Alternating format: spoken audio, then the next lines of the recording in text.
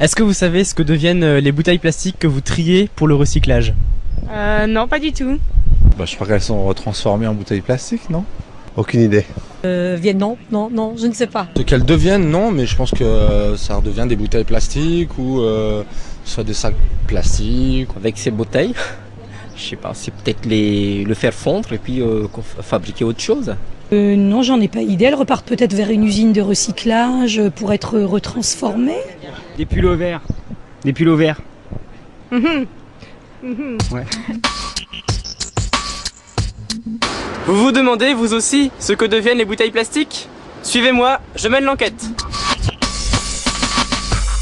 Tu vois, Augustin, les habitants déposent les bouteilles et flacons plastiques dans les bacs, les sacs ou les conteneurs pour la collecte sélective. Des camions spéciaux les emmènent dans un centre de tri.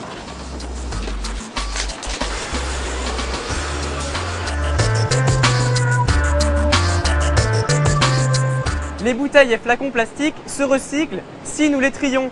Allons voir dans le centre de tri comment on prépare ces bouteilles pour le recyclage. Les camions déversent les emballages et ils sont chargés sur un tapis roulant. On les secoue pour enlever les petits déchets et on les sépare par catégorie. Papier carton, briques, journaux magazines, acier, aluminium, bouteilles et flacons plastiques. Tu vois sur la table de tri, les trieurs séparent les bouteilles transparentes claires, les bouteilles foncées et les flacons opaques. Ils sont stockés dans des cases. On les compacte dans une presse en gros cubes pour pouvoir les transporter vers les usines de recyclage. Donc les bouteilles plastiques triées sont compactées en gros cubes pour faciliter le transport. Ici, derrière moi, nous avons des balles de bouteilles opaques, telles que le lait et la lessive par exemple. Ici, nous avons des balles de bouteilles transparentes colorées. Et enfin ici, il y a des balles de bouteilles transparentes incolores. Vous voyez, on est en train de charger dans ce camion des balles de bouteilles de plastique triées. Nous allons voir où ce camion les emporte. Près de Beaune, on fabrique des paillettes avec les bouteilles transparentes. Tu vois, les balles sont stockées devant l'usine.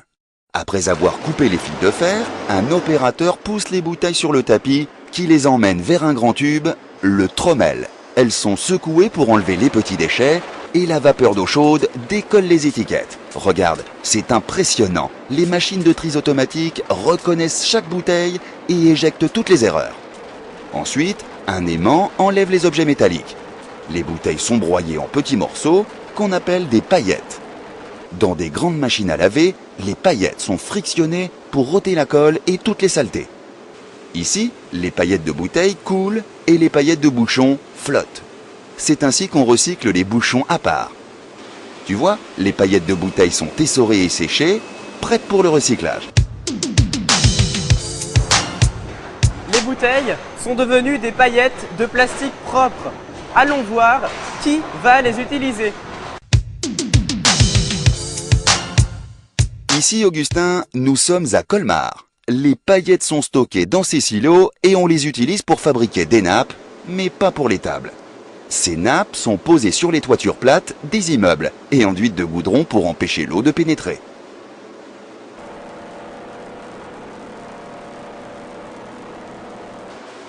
Maintenant, allons en Irlande. Ici, les paillettes remplacent aussi des matières plastiques issues du pétrole. Les paillettes sont fondues dans une machine. La pâte de plastique mou passe à travers de petits trous pour devenir des filaments très très fins. Ils sont étirés, frisés, trempés dans des bains, coupés et deviennent des fibres. Tu vois, on dirait du coton. Ah oui, avec les paillettes, on fait des fibres. Mais avec ces fibres, qu'est-ce qu'on fait? Allons dans cette usine du nord de la France. Les fibres textiles sont utilisées pour rembourrer les couettes, les sacs de couchage, les polochons. Tu vois, Augustin, tous les soirs, tu t'endors sur un oreiller plein de bouteilles recyclées. Finalement, on utilise tous les jours des produits fabriqués à partir de plastique recyclé. Mais est-ce que vous savez qu'on peut fabriquer de nouvelles bouteilles à partir de plastique recyclé? Mais oui, c'est maintenant possible. Près de Beaune, les paillettes sont fondues comme des spaghettis et coupées en granulés.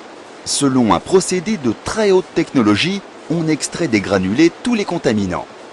Ces granulés très purs vont servir à faire des préformes.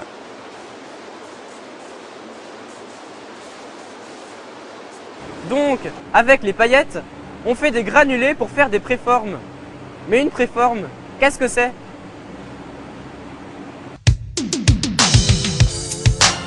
Regarde Augustin, dans cette usine, les granulés sont fondus. La pâte de plastique mou est pressée dans un moule avec de nombreuses cavités. Le moule s'ouvre et libère les préformes.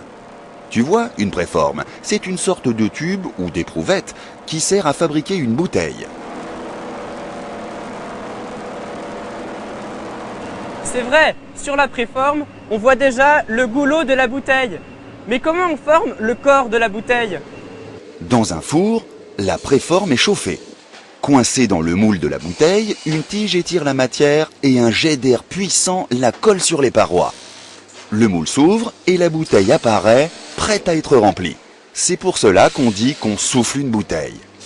Toute l'astuce est de concevoir des bouteilles en utilisant le moins de plastique possible, tout en créant des formes originales. C'est le résultat des efforts de prévention des industriels. Grâce à ces évolutions technologiques, les bouteilles ont perdu un tiers de leur poids en 20 ans.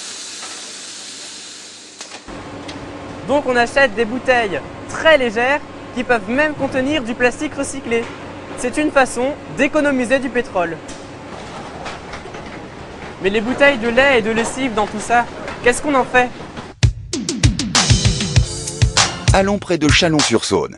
Dans cette usine, on régénère les bouteilles opaques directement avec leur bouchon. Les techniques sont semblables. Broyage, lavage, essorage, séchage. Et hop, on fait des paillettes multicolores. Puis elles sont fondues, coupées en granulés tout gris, qu'on entrepose dans des grands sacs. Avec les bouteilles opaques, on fait des granulés. Mais qui les utilise? Ce sont les usines qui fabriquent des objets en matière plastique. Dans cette usine près de Lyon, on fabrique des sièges auto pour les enfants. Les granulés servent à faire la coque en plastique rigide. Du silo, on achemine les granulés dans une machine pour être fondus. Tu vois le gros tube de plastique mou qui coule? Il est pincé dans le moule à la forme du siège. La canne injecte un jet d'air. Le moule s'ouvre et le siège est formé. Ici, c'est génial. Un robot détourne très soigneusement toutes les découpes de plastique autour du siège.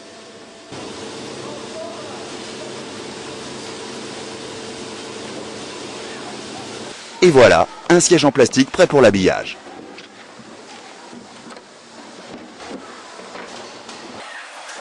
Les sièges sont assemblés sur la chaîne de montage et emballés dans des cartons. Je comprends maintenant pourquoi on appelle cette matière plastique. On peut la transformer en un tas d'autres objets différents. Tu as raison, voici un autre exemple. Dans cette usine à Oyonnax, on fabrique des arrosoirs. Dans la machine, les granulés sont fondus. On coule le tube de plastique mou, hop, dans le moule. On souffle, le moule s'ouvre et l'arrosoir est formé. Les parties de plastique autour de l'arrosoir sont découpées et recyclées. Les arrosoirs sont emballés, stockés dans des caisses pour être livrés dans les magasins. Tu vas pouvoir arroser le jardin. C'est vrai qu'en reniflant bien, on retrouve même une petite odeur des flacons de lessive. Et oui, et on sait même fabriquer de nouveaux flacons. Dans cette usine, près de Dijon, on fabrique des emballages pour toutes les grandes marques. Les granulés recyclés sont mélangés à des matières plastiques neuves. Ils sont fondus, puis soufflés pour former un flacon constitué de plusieurs couches de plastique. La couche intérieure est grise, c'est celle qui contient du plastique recyclé. Les flacons sont rangés dans des caisses et expédiés dans l'usine du fabricant de lessive. Grâce au recyclage, on fabrique des produits en France et en Europe.